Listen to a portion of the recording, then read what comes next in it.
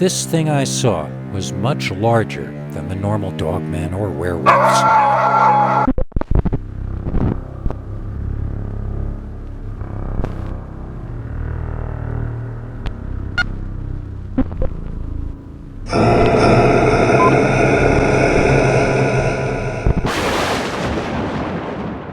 Welcome to Time Travel Week on Scary Stories NYC. On tonight's retro episode, we've got two Dogman stories, as you've never seen them before, with largely new graphics and with upgraded vocal edits. We get comments fairly regularly from you guys saying that you'd love to get to have a personal relationship with a Dogman. Tonight we hear from a guy who claims that a Dogman likes him too much in an allegedly true account that we call Dogman Gave Me Insomnia. But first, we've got this. The Dog-Headed Man of the Woods, as told to Peter Bernard, read by PQ Ribber. I grew up in my grandmother's home. I never knew my real parents. Grandma lived near the woods just outside of a town, and she was very old-fashioned, although it took me a long time to figure that out. We had no real neighbors, and she homeschooled me until I was 13, so I didn't know much about life except what she told me about it. And Grandma's world was full of such creatures as fairies, puckwudgies, Bigfoot, hide-behinds, and dogmen. When I was a kid, we heard a lot of noises coming from the woods. I would look to Grandma, and she would tell me a little story to explain the origin of each sound. Sometimes we would hear wood knocking, and Grandma would tell me it was the wild man of the woods communicating long distance. She said, when I heard that, I better get inside and lock the doors because those tree knockers might be talking to each other about me.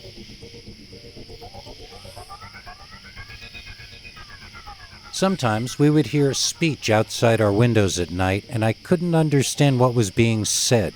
If the voices were high-pitched, she told me they were fairies, and if they were deeper, more guttural voices, she told me it was the trolls or the hide-behinds, who were both hairy men, but from different tribes than the hairy men of the woods who did the tree knocking. One night, we both heard a noise that sounded like the wind itself calling my first name. Grandma looked utterly terrified, which upset me. She never looked nervous about any of these creatures as long as we were inside and had our doors locked. But whoever was calling my name outside the house that night genuinely frightened my grandmother. I asked what it was, and she at first said she didn't know. She grabbed my hand and we went upstairs to her bedroom, locking the doors and windows and pulling the shades. She told me to stay the night in that room with her, and no matter what happened, to not look out any of the windows. After Grandma was asleep, I heard a tapping on my window just to my right.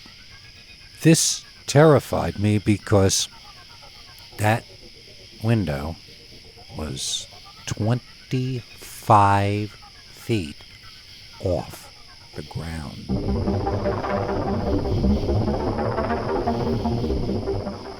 I didn't get up, and I didn't look. Not even after whatever it was started calling my name again from right outside that thin pane of glass. I pulled the blankets up over my head, stuck my fingers in my ears, and hummed until it finally stopped, and I fell asleep.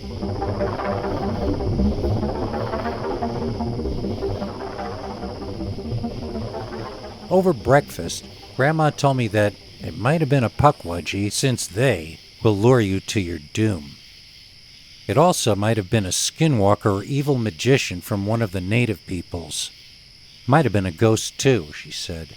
Sometimes ghosts get hungry, and they try to lure you out of your home and eat your soul.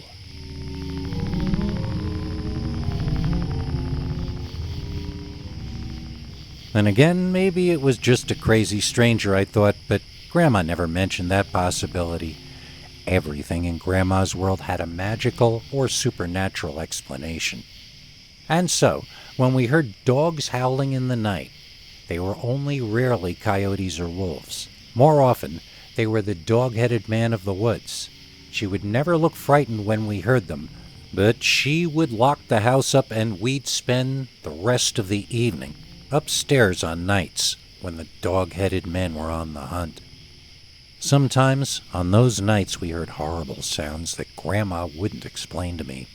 I could only imagine what had fallen prey to the dogmen that time. Grandma said that both the dog-headed men and the hairy men were tribes of other kinds of humans. They didn't like us but respected our boundaries as long as they felt we respected theirs. If we were found wandering on their turf, that very well could be the end of us. As long as we were locked in our homes while they were hunting or bringing their young through the area, they would usually tolerate our presence. The things that knew your name, though, those entities made Grandma genuinely uneasy. I don't think she understood what they were or what their intentions or capabilities were, although she tried her best not to let me know that at the time. So I grew up, went away to college, where I learned that not only were most people not familiar with dogmen and monsters that hovered outside second-story windows calling your name all night, but they didn't even believe such things existed. And you know what? They didn't exist, at least not at the dorms I was staying in. The big world outside was a lot brighter and more fun than living inside the dark, haunted forest of my grandmother's vivid imagination. I found myself, when I thought back on events from my childhood, rationalizing them and explaining them away as different and more normal things. Maybe the sound calling my name was an owl, or a hole in a fence that the wind was blowing through. Maybe it only seemed to be saying my name.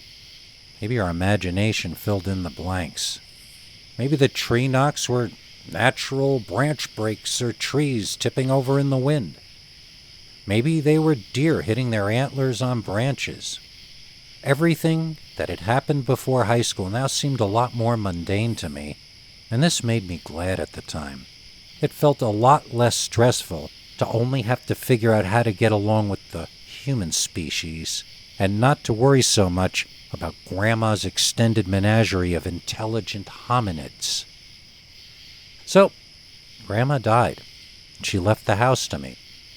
I never went back, and I never put it up for sale. I didn't want to think about it or deal with it. Then, I went through a rough patch in my adult life, both at work and with my significant other. I needed a break from both, so I decided to finally go out and check on the house. I could clean the place up and try to not think for a little while. When I got to the old house, the nostalgia was intense and almost overwhelming. It felt like someone put 2 backpacks on my back at once. I realized that it was my responsibility that I was avoiding by not coming to this place. My responsibility to wrap up the loose ends of the life my grandmother, who had raised me as her own and gotten nothing in return for it but to be left to die alone. It was responsibility and guilt I was hiding from. So, like a worker who hates his job, heading back to the grind on Monday morning, I trudged inside and rummaged around for the mop and the broom. No vacuum cleaner, of course, as Grandma had never had electricity run out to the house here. I wondered if there were cell reception and checked my phone. It looked like I was getting a little, but there was no Wi-Fi in the area. I tried a mobile hotspot, but it kept jamming halfway into loading. Coming to this place really was like stepping back in time. Suddenly, a loud wood knock broke me from my reverie. I stood up at once and wanted to run outside, but I laughed at myself. There would be nothing to see. That had taken place somewhere in the forest. I felt excited with every part of my body and spirit to hear that sound again. Some people tell me about nostalgia for seeing an old TV show or movie from their childhood, And I can't really relate since we didn't have a TV set, but suddenly, hearing that tree knock, I felt like this was the same thing for me as nostalgia for Saturday morning cartoons might be for a city kid. I felt very grateful to have experienced that and said a brief internal prayer of thanks. Something whispered my name. Something outside the window whispered my name. Then it did it again. Could that be an owl? Could that be the wind blowing through a hole in a tree?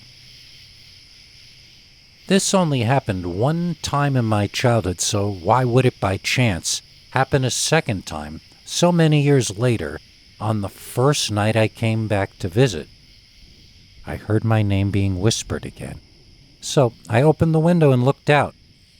I saw nothing, just the back area of the house and the forest past it.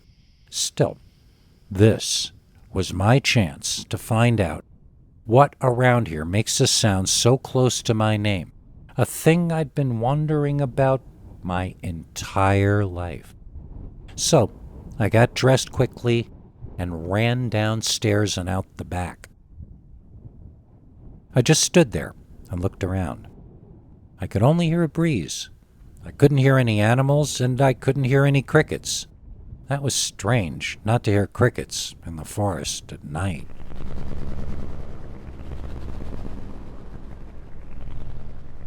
Then I heard it again. I heard my name being called in that exact same voice from my childhood. It definitely came from my right, from within the forest, so I took off in that direction, running as fast as I could. There was something there. I saw the shadow of something standing behind a tree, and I ran directly toward that figure. I no longer heard anyone calling my name. As I got within 5 or 10 feet of the tree, the shadowy figure stepped out into full view. I looked up and saw its massive, muscular, hairy thighs. I looked higher and saw its belly, covered in lighter fur than the legs. Looking up further, there was the chest of a young Arnold Schwarzenegger, blown up to even more giant proportions and covered in dark, thick fur. On top of this massive chest was the head of a very angry-looking dog. It was the dog-headed man of the woods. It had arms on it that looked like they could crush a Buick LeSabre. Not front legs, but arms. It was a hairy man with a dog head. I fainted like a little girl. I'm not proud to admit it, but that might have saved my life. This creature is anything like a bear. Maybe playing dead was really the best thing I could have done. All I know is I woke up at the first rays of dawn sunlight with a headache and smelling an ammonia smell everywhere. It took me a while to comprehend that I was laying on the dirt outside, and a bit longer to understand that the ammonia smell was coming from me.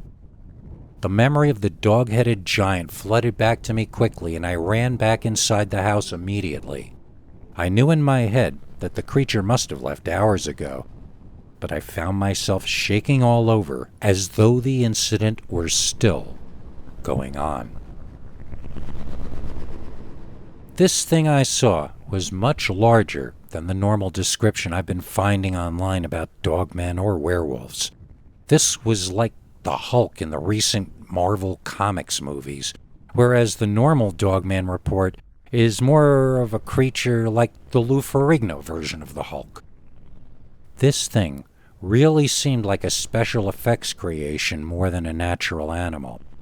I think part of why I fainted was that even though my grandmother told me over and over that these things exist, the actual appearance of it was so over the top and so more than natural that my mind couldn't wrap itself around the existence of this monstrosity. All I know is I had left that house alone for too long. It was a few years. Not only did the creatures around here no longer remember my smell, they had probably forgotten about my grandmother by now as well. They had all reclaimed the house as their turf, and it would be too dangerous for anyone to stay there any longer. The newer generations of the various creatures might not respect Grandma's old turf. They might even come inside uninvited. No, it's too dangerous a place now. That forest is haunted. I'm in negotiations with a nearby wildlife preserve to annex my property, but there's swampland in between us that we're trying to purchase and include in the deal. I told this story to a city friend of mine, and they insisted that the monsters of the woods were all creations of my grandmother's and my imagination. I said, so what? By this point, they're fully real. I don't know if those things were always there, or if Grandma invented them, but either way, that cabin now belongs to Dogman. Do you have a scary story you want us to read on the show? Just call our voicemail hotline, 804-LIST-SCARY.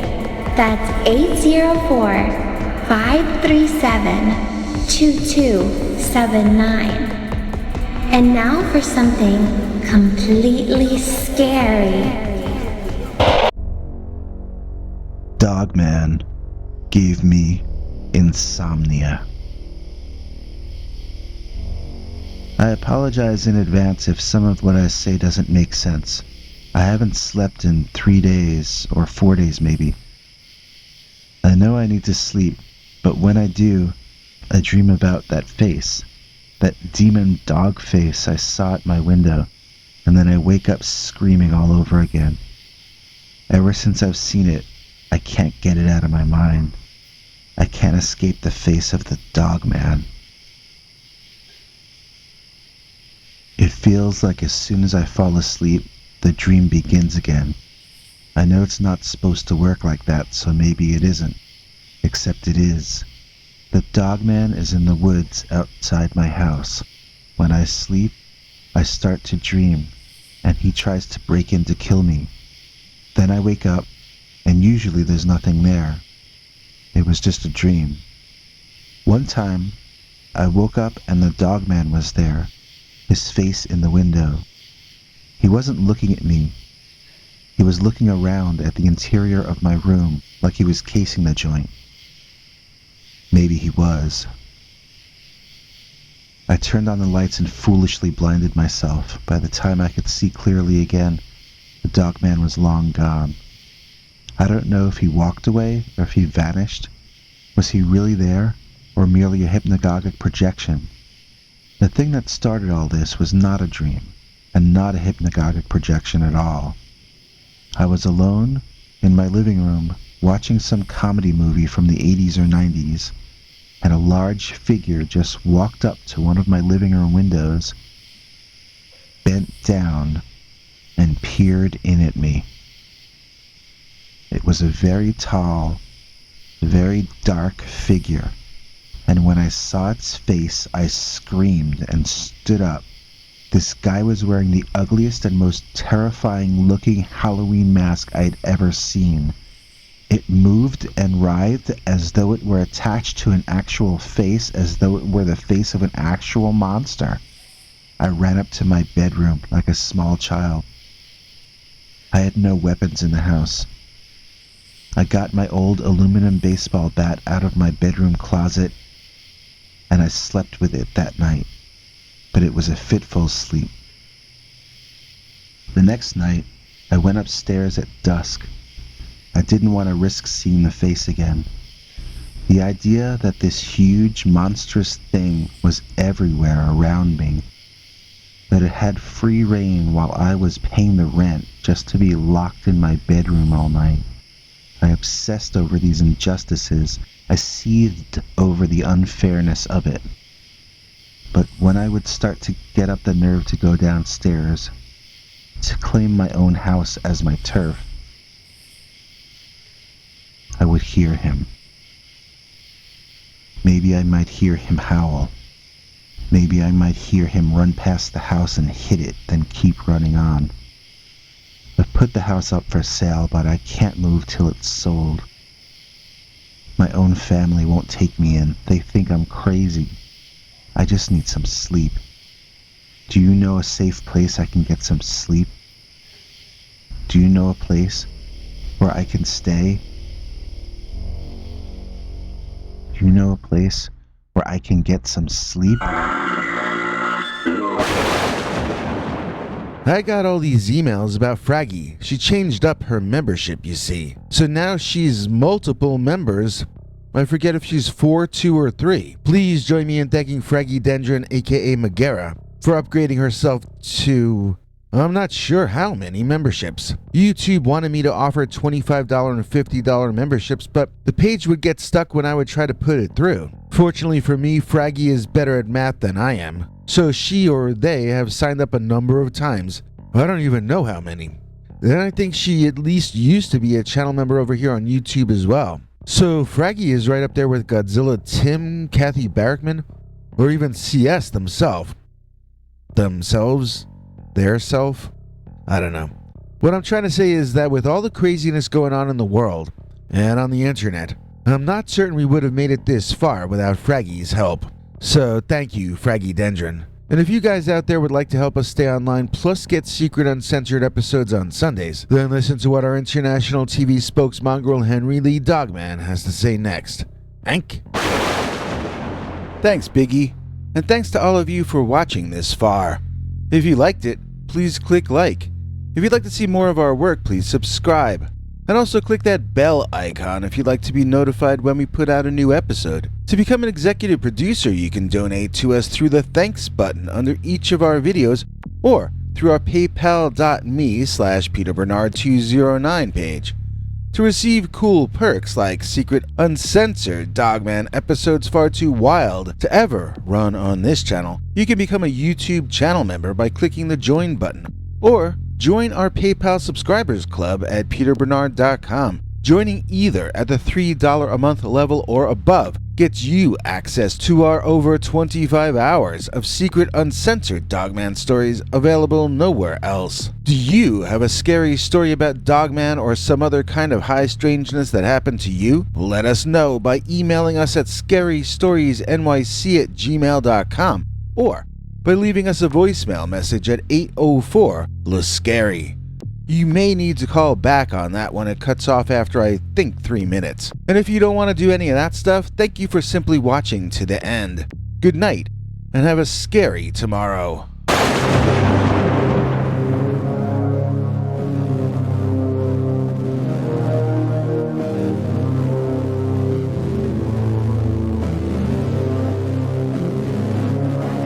Come back for more scary stories.